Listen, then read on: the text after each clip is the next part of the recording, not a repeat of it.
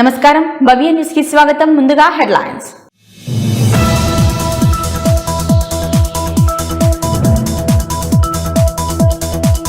సిద్దిపేట జిల్లా గజ్వేల్ ఇందిరా పార్కు చౌరస్తాలో యూరియా కోసం రైతుల ధర్నా.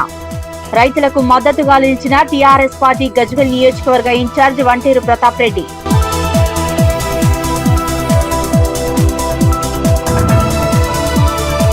సిద్దిపేట జిల్లా గజ్వేల్ పట్టణంలో బీజేపీ నాయకుల ఆధ్వర్యంలో విద్యార్థులతో హర్ ఘర్ తిరంగా ర్యాలీ కార్యక్రమంలో ముఖ్య అతిథిగా హాజరైన బీజేపీ జిల్లా అధ్యక్షులు బైరి శంకర్, గజ్వేల్ మున్సిపల్ మాజీ చైర్మన్లు.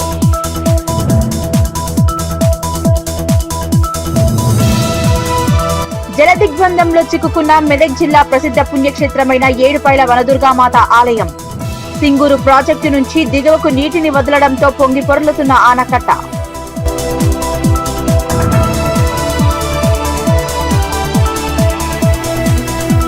వర్షాల నేపథ్యంలో రానున్న 24 గంటలు ప్రజలు అప్రమత్తంగా ఉండాలన్న రామాయంపేట తహసీల్దార్. రామాయంపేట మండలంలో మీడియా సమావేశం నిర్వహించిన రజనీ కుమారి.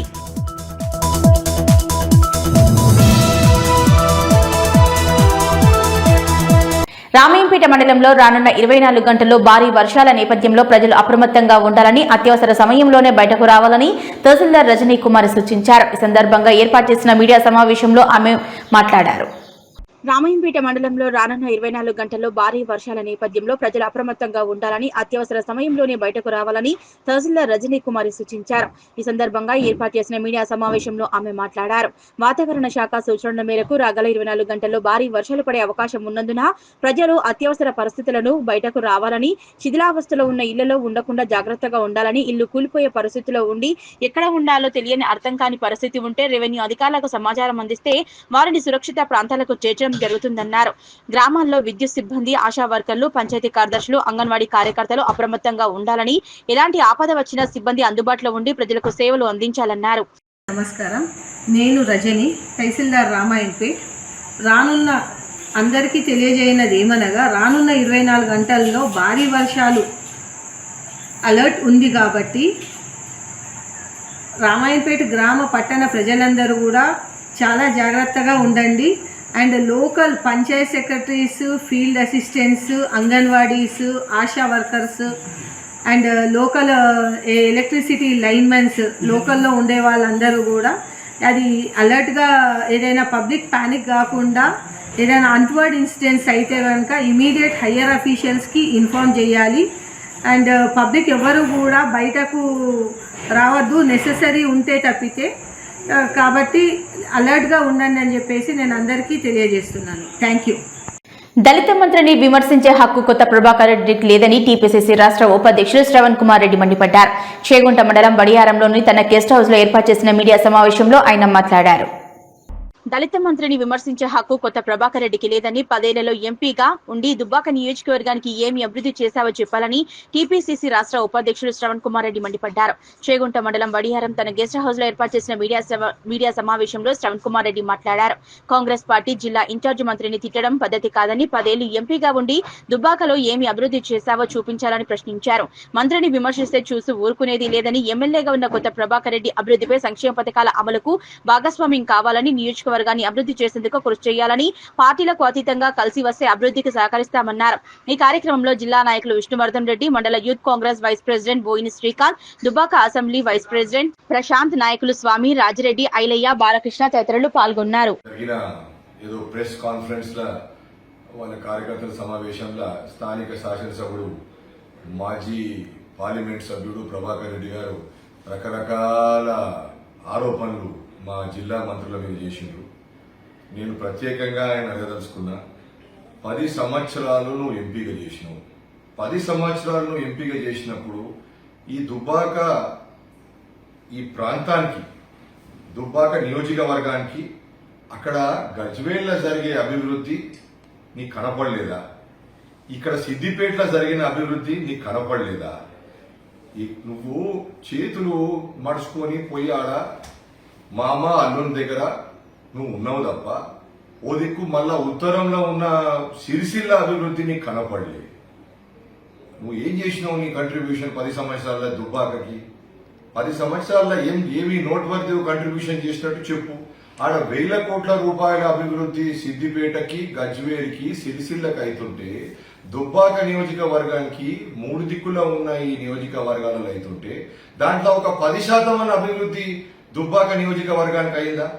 దుబ్బాక వాసులని ఈ ప్రాంతం, ఈ నియోజకవర్గం ప్రాంతం సంబంధించిన ప్రతి ఒక్క రైతుకైనా నిరుపేదలకైనా అడగండి, ఈ ప్రాంతానికి ఎటువంటి అభివృద్ధి వచ్చింది గత 10 సంవత్సరాలలో టీఆర్ఎస్ హయాంలో?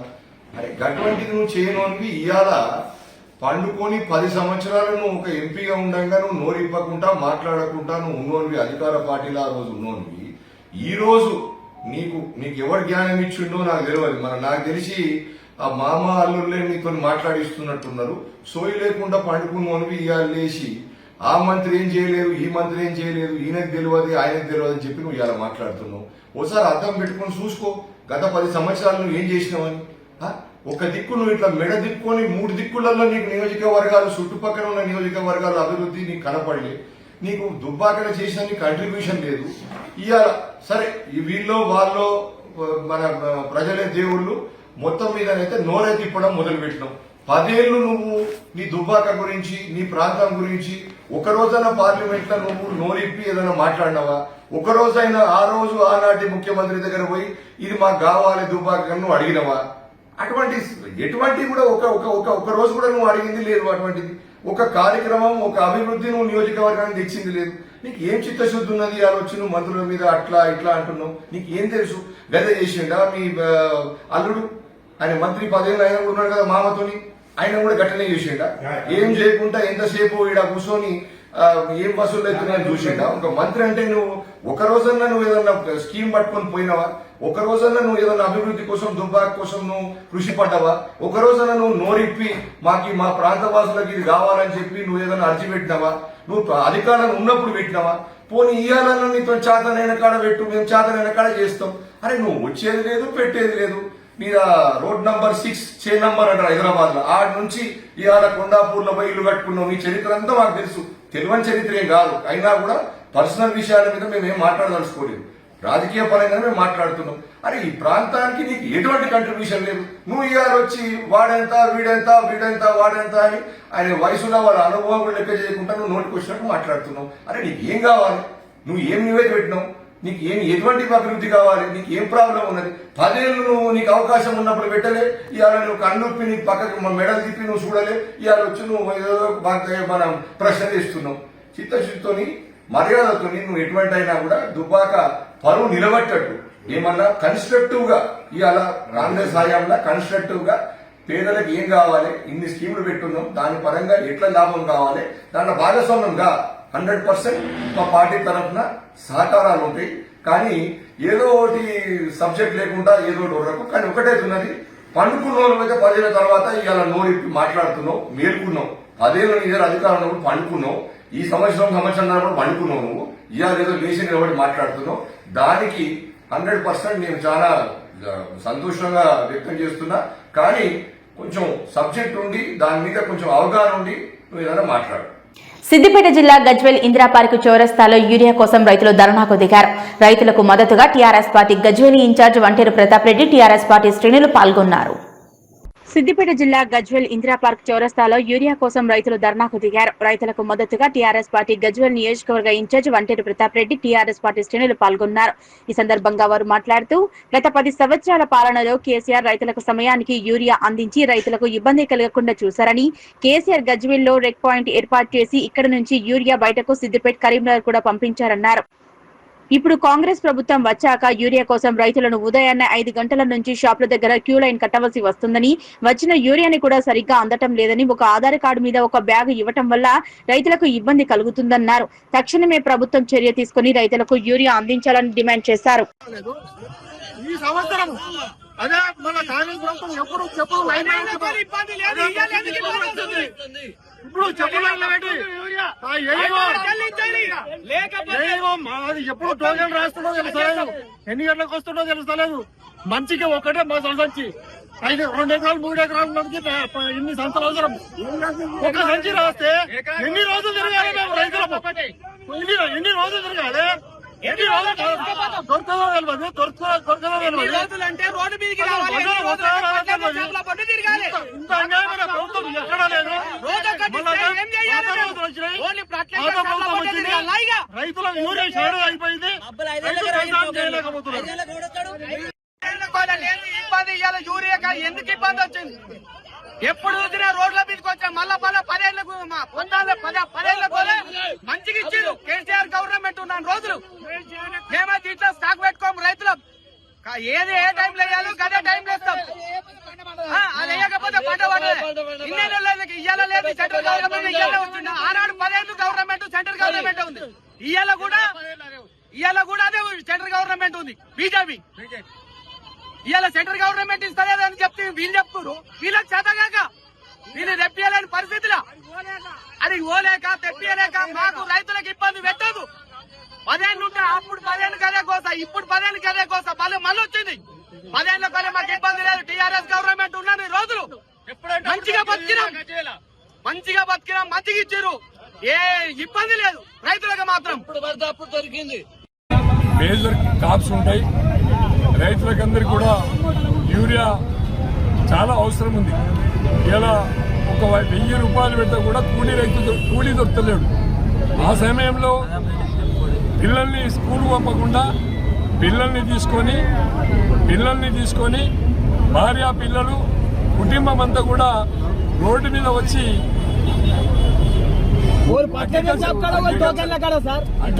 ఆఫీస్ దగ్గర కూర్చోవాల్సినటువంటి పరిస్థితి వచ్చింది.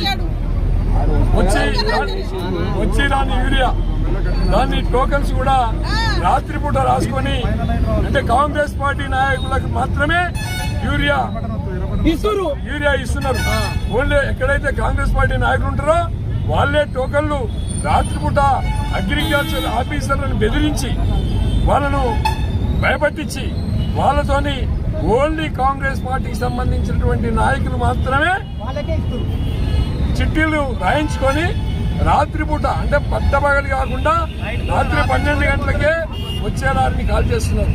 కాబట్టి మా డిమాండ్ ఏంటంటే కేసీఆర్ గారు ఈ ప్రాంతం, మా డిమాండ్ ఏంటంటే రైతులకందరూ కూడా సరిపడేంత యూరియా ఇవ్వాలి. కేసీఆర్ గారు 10 సంవత్సరాలు అధికారంలో ఉంటే ఏ రోజు కూడా యూరియా కోసం మేము రైతులు రోడ్లు ఎక్కడే గ్రామాలకు ESA సెంటర్లను పెట్టించి అక్కడికే లారీల కొద్ది యూరియాను పంపించి రైతులకు సరిపడే యూరియా ఇంటి వద్దనే యూరియా గానీ DAP గానీ విత్తనాలు గానీ నకిలీ లేకుండా సరిపడేంత యూరియా గ్రామాలలో సప్లై చేసినాం. ఇవాళ కాంగ్రెస్ పార్టీకి ఒక ఐడియా లేదు, ఒక ఆలోచన లేదు. రైతుల మీద ఎంత రిక్వైర్మెంట్ యూరియా DAP విత్తనాలు అవసరం ఉంటుందో కూడా ప్రభుత్వానికి తెలియదు. కాబట్టి మేము ప్రభుత్వానికి విజ్ఞప్తి చేసేది ఏంటంటే, మా కేసీఆర్ గారు ఉన్నప్పుడు గజ్వెల్లో రేక్ పాయింట్ పెట్టినాం. దాదాపుగా ప్రతిరోజు ఒక వ్యాగన్ ఇక్కడికి వచ్చింది. కరీంనగర్ కానీ, సిద్దిపేట కానీ, నిజామాబాద్ కానీ, ఆదిలాబాద్ కానీ, గజ్వెల్ నుండి రేక్ పాయింట్ నుంచి కొన్ని వేల లారీల యూరియా దక్షిణ తెలంగాణలో చాలా మంది రైతులకు సరిపడే యూరియా పంపించినాం. కానీ ఇలా పరిస్థితి లేదు. మేము ముఖ్యమంత్రి గారికి, అగ్రికల్చర్ మినిస్టర్ కి, తెలంగాణ ప్రభుత్వానికి విజ్ఞప్తి చేస్తున్నాం. మీరు రేపు గజ్వెల్ రేక్ పాయింట్ కి ఒక వ్యాగన్ యూరియా పంపించాలి. పంపించకుంటే రిమ్మనగూడు వద్ద ఎల్లుండి 16వ తారీఖు నాడు 10 గంటలకు రాజీవ్ రహదారి మీద కొన్ని వేల మంది రైతులతోని వంట వార్పు కార్యక్రమం పెడతాం. మాకు వ్యాగన్ రావాలి, రేక్ పాయింట్ లో యూరియా ఉండాలి. ఈ ప్రాంత రైతులకు అడిగినంత యూరియా ఇవ్వాలని చెప్పి డిమాండ్ చేస్తున్నాం. ఒకవేళ ఇవ్వకుంటే రేక్ పాయింట్, మా గజ్వెల్ రేక్ పాయింట్ కు వ్యాగన్ రాకుంటే రాజీవ్ రహదారికి విజ్ఞప్తి చేస్తున్నాం. రైతుల కోసం ప్రాణాలైనా ఇస్తాం. రైతుల కోసం జైల్లో పోవడానికి సిద్ధంగా ఉన్నాం. రైతుల కోసం కేసులు పెట్టే భయపడే పరిస్థితి లేదని చెప్పి సందర్భంగా హెచ్చరిస్తున్నాం. చిన్నశంకరంపేట మండల కేంద్రంలో ఏర్పాటు చేసిన మీడియా సమావేశంలో మండల వ్యవసాయాధికారి లక్ష్మీ ప్రవీణ్ మాట్లాడారు. మండలంలో యూరియా కొరత లేదని, మరో 2 రోజుల్లో 4 సొసైటీలకు యూరియా రావడం జరుగుతుందని వివరించారు.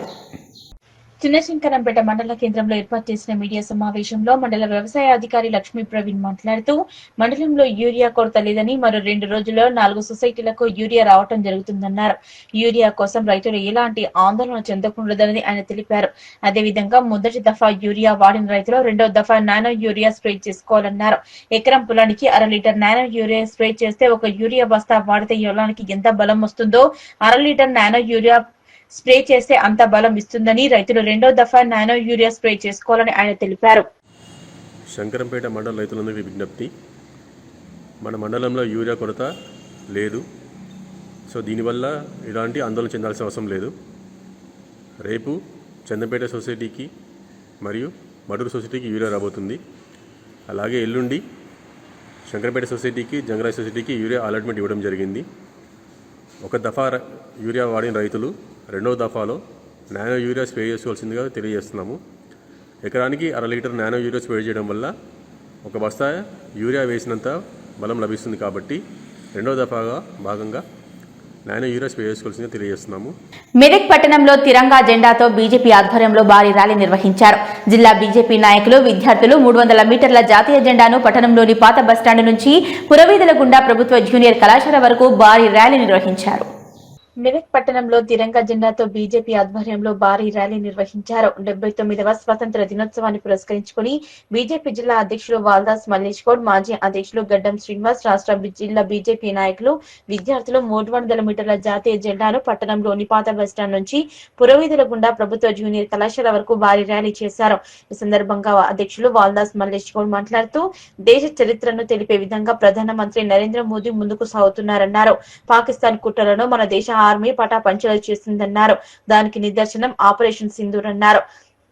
వాల్దాస్ మల్లేష్ గౌడ్ బీజేపీ జిల్లా అధ్యక్షులు భారీ ర్యాలీ నిర్వహించారు.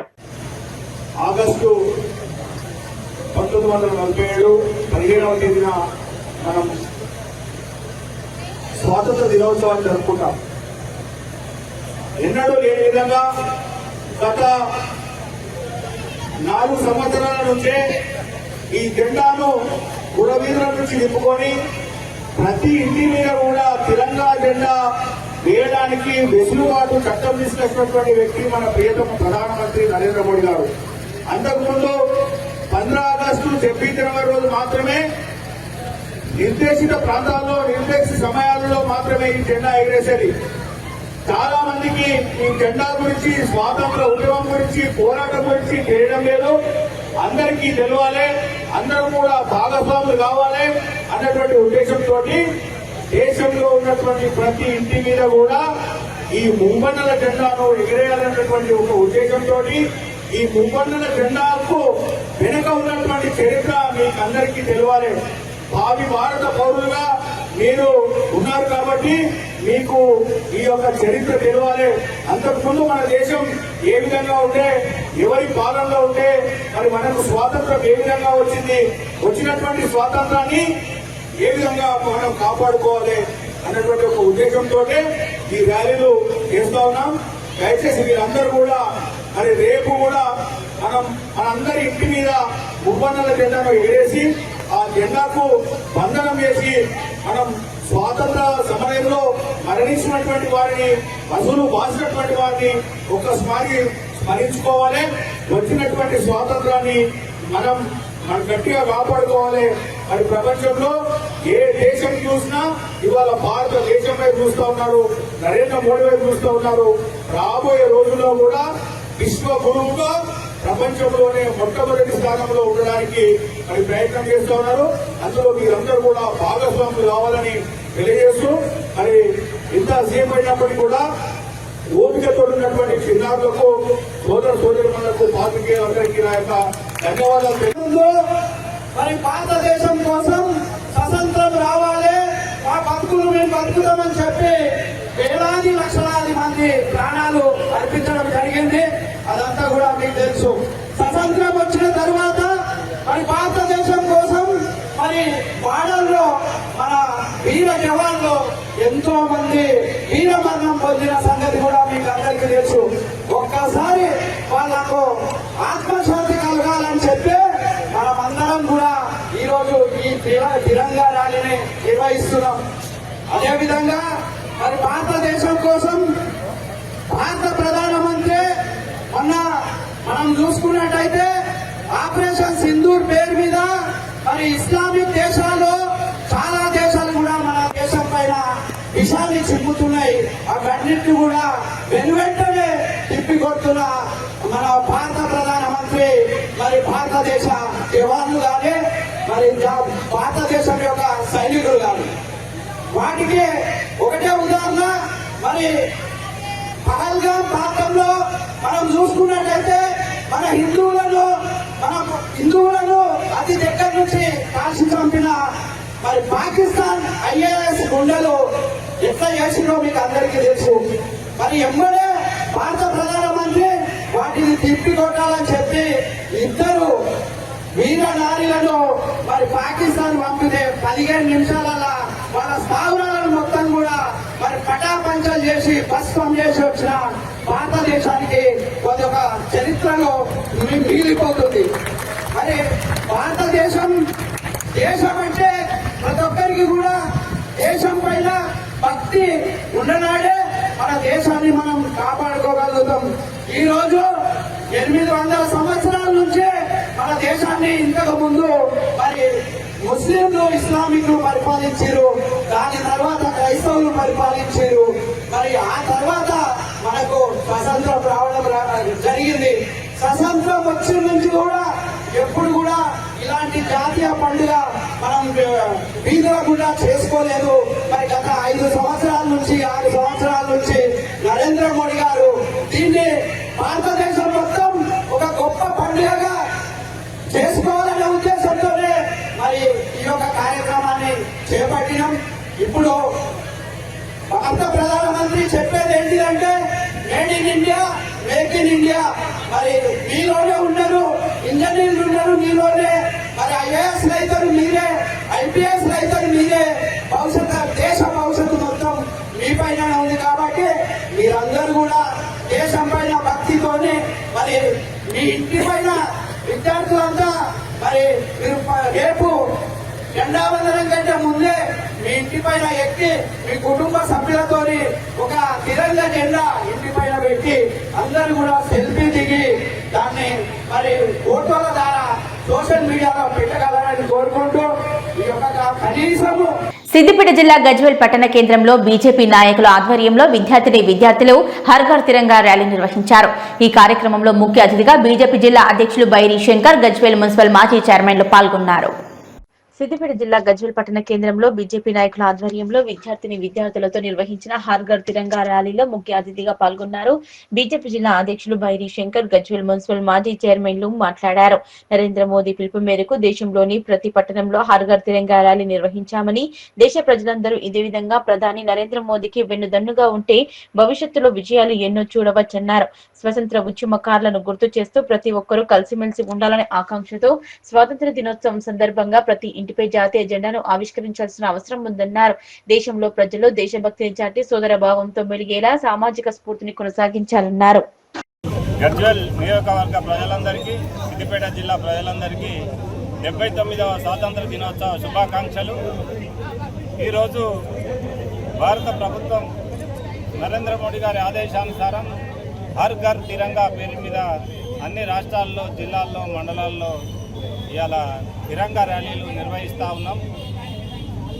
ఈ దేశ సమగ్రతను కాపాడాలని, దేశ పౌరులందరూ భారతీయులేనని, భారతదేశం రాబో రోజుల్లో అగ్రగామిగా విలసిల్లాలని, వర్ధిల్లాలని, భారత పౌరులందరూ ఐకమత్యంతో ఉండాలని, ఏదైతే మొన్ననే మనం చూసినాం పాకిస్తాన్కి సంబంధించిన టెర్రరిస్టులు భారతదేశం మీద దాడి చేస్తే ఆపరేషన్ సింధూర్ పేరు మీద ఎలాగైతే వాళ్ళకు బుద్ధి చెప్పినామో అలాగే రాబో రోజులలో ఇండియా వైపు ఎవరు కానీ, భారతదేశం వైపు ఎవరు కానీ కన్నెత్తి చూసిన, భారతదేశ సమగ్రతకు భంగం కలిగించిన నరేంద్ర మోడీ గారి నాయకత్వంలో భారతీయులందరూ నరేంద్ర మోడీ గారికి అండగా ఉండి తప్పకుండా ఈ దేశాన్ని ప్రగతి పథం వైపు తీసుకుపోతారని ఆశిస్తూ ఈ గజ్వేల్ పట్టణంలో పెద్ద ఎత్తున తిరంగా ర్యాలీని విజయవంతం చేసిన గజ్వేల్ పట్టణ కాన్స్టిట్యున్సీ నాయకులకు,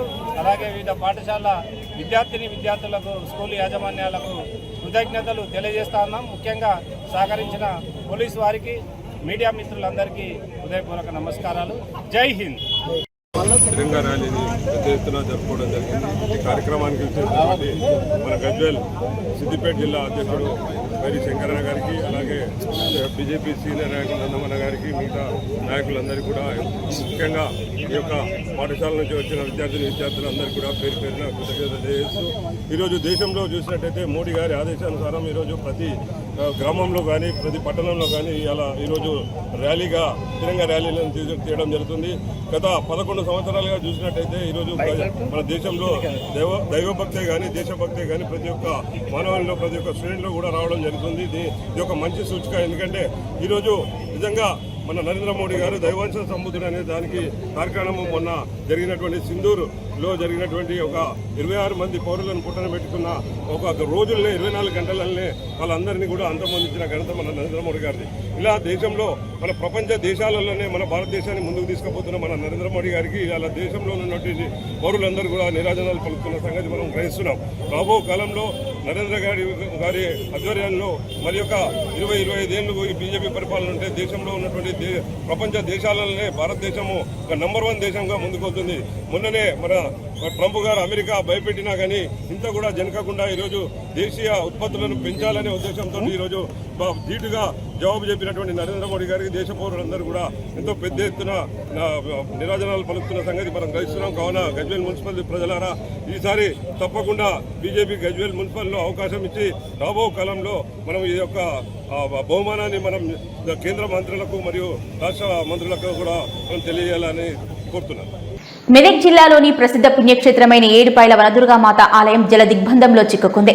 సంగారెడ్డి జిల్లాలో ఉన్న సింగూరు ప్రాజెక్టు నుంచి దిగువకు నీటిని వదలడంతో ఆనకట్ట పూర్తిగా పొంగి పొర్లుతోంది. మెదక్ జిల్లాలోని ప్రసిద్ధ పుణ్యక్షేత్రమైన ఏడుపాయల వనదుర్గామాత ఆలయం జల దిగ్బంధంలో చిక్కుకుంది.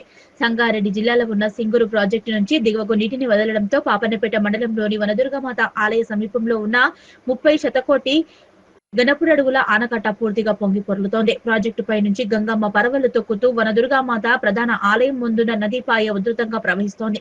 వనదుర్గామాత ప్రధాన ఆలయాన్ని గంగమ్మ చుట్టుముట్టేయడంతో ముందు జాగ్రత్తగా గురువారం ఉదయం అమ్మవారికి ప్రత్యేక పూజలు నిర్వహించిన అనంతరం ఆలయ అర్చకులు, అధికారులు ఆలయాన్ని తాత్కాలికంగా మూసివేశారు. వనదుర్గామాత ఉత్సవ విగ్రహాన్ని రాజగోపురంలో ఏర్పాటు చేసి భక్తులకు వనదుర్గా దర్శనం కల్పిస్తున్నారు.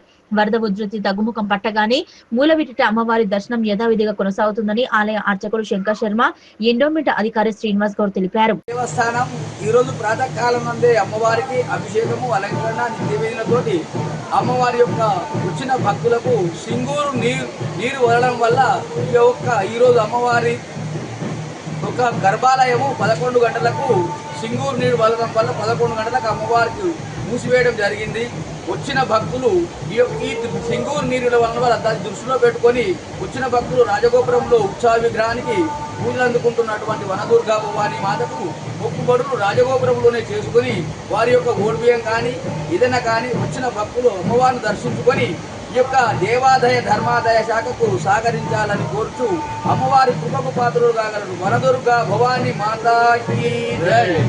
దేవస్థానము గ్రామం నాగసాన్పల్లి, జిల్లా మెదక్ నందు దేవాలయము ఈరోజు ప్రాతకాలం నందు అభిషేకము మరియు నిత్య పూజా కార్యక్రమాలు నిర్వహించిన అనంతరము నిన్న రాత్రి సింగూరు నుంచి 10,000 క్యూసెక్లు నీరు వదిలినారని మెసేజ్ ఇవ్వడం జరిగింది. అందులో భాగంగా ఆ యొక్క వాటరు 11 గంటల వరకు దేవాలయానికి చేరుకోవడం జరిగింది. దాన్ని దృష్టిలో ఉంచుకొని దేవాలయంలో ఉన్నటువంటి హుండీలను కానీ అక్కడ క్యూ లైన్లను కానీ అన్నీ ఇప్పుకొని తీసుకొని వచ్చి దేవస్థాన కార్యాలయం నందు భద్రపరచడం జరిగింది. అదేవిధంగా 11 గంటలకు దేవాలయాన్ని మూసివేయడం జరిగింది. అయితే భక్తులు ముఖ్యంగా గమనించవలసింది ఏమనగా వచ్చినటువంటి భక్తులు దేవాలయ దర్శనము ఇక్కడ రాజగోపురంలో ఏర్పాటు చేసినటువంటి ఉత్సవ విగ్రహంలో అక్కడే అమ్మవారి దగ్గర దర్శనం చేసుకుంటూ బోనాలు తీయడం కానీ ఒడిబియ్యం పోయడం కానీ అన్ని ఉత్సవ విగ్రహం దగ్గర చేసి అమ్మవారి కృపకు పాత్రం కావాలని కోరుకుంటున్నాము. అదేవిధంగా దేవాలయానికి వచ్చే పరివాహక ప్రాంతం మొత్తం కూడా నది ప్రవాహం ఉధృతంగా ప్రవహిస్తుంది కాబట్టి భక్తులు నీటిలోకి దిగకుండా పోలీస్ సిబ్బంది వారైతేనేమి, రెవెన్యూ సిబ్బంది వారైతేనేమి, మా దేవస్థాన సిబ్బంది అందరం కూడా ఇక్కడ నిరంతరము పర్యవేక్షణలో ఉన్నాం కాబట్టి భక్తులు ఇది గమనించి నీటిలోకి దిగకుండా ఉండి జాగ్రత్త పడగలరని కోరుకుంటున్నాం. అదేవిధంగా దేవస్థానము ఎప్పుడైతే నీటి ప్రవాహం తగ్గుతుందో, నీటి ప్రవాహం తగ్గిన అనంతరము ఆలయంలో పునర్దర్శనాన్ని కల్పిస్తాము. అది నీరు తగ్గడం తర్వాత తెలియజేస్తామని తెలియజేసుకుంటూ భక్తులు ఈ విషయాన్ని గమనించగలరని దేవస్థానం తరఫున మనవి చేస్తాం. తెలంగాణ రాష్ట్ర ప్రభుత్వం నిరుద్యోగులను భర్తీ చేసి యువకులకు ఉద్యోగాల్లో చేర్పించాలని నర్సాపూర్ నియోజకవర్గ బీజేవైఎం మాజీ అసెంబ్లీ కన్వీనర్ వెల్దుర్తి మాజీ వార్డు సభ్యులు శ్రీధర్ గౌడ్ డిమాండ్ చేశారు.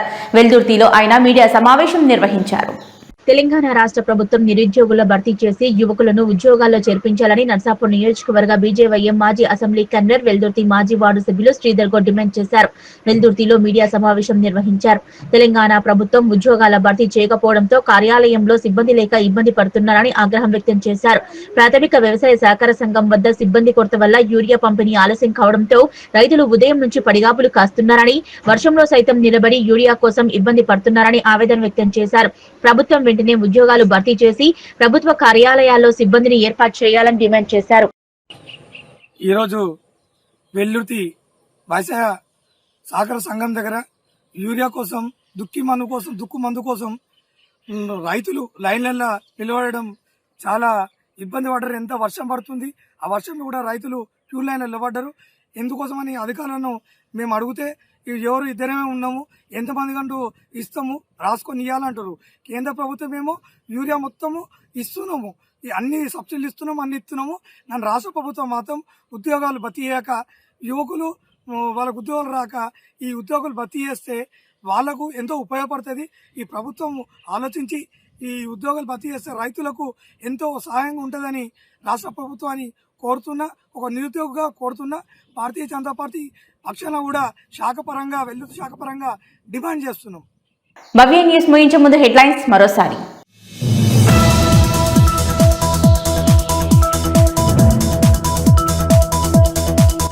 సిద్దిపేట జిల్లా గజ్వేల్ ఇందిరా పార్కు చౌరస్తాలో యూరియా కోసం రైతుల ధర్నా. రైతులకు మద్దతుగా నిలిచిన టీఆర్ఎస్ పార్టీ గజ్వేల్ నియోజకవర్గ ఇన్ఛార్జ్ వంటేరు ప్రతాప్ రెడ్డి.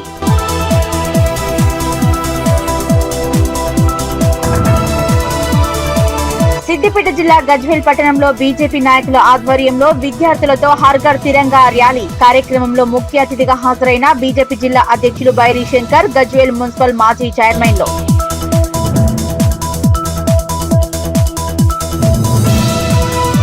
జలదిగ్బంధంలో చిక్కుకున్న మెదక్ జిల్లా ప్రసిద్ధ పుణ్యక్షేత్రమైన ఏడుపైల వనదుర్గామాత ఆలయం. సింగూరు ప్రాజెక్టు నుంచి దిగువకు నీటిని వదలడంతో పొంగి పొర్లుతున్న ఆనకట్ట.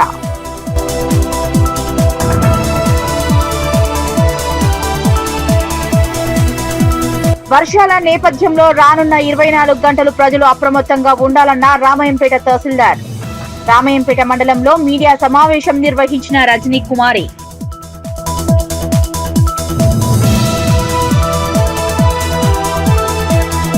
ఇవి ఇప్పటివరకున్న అప్డేట్స్. నమస్కారం.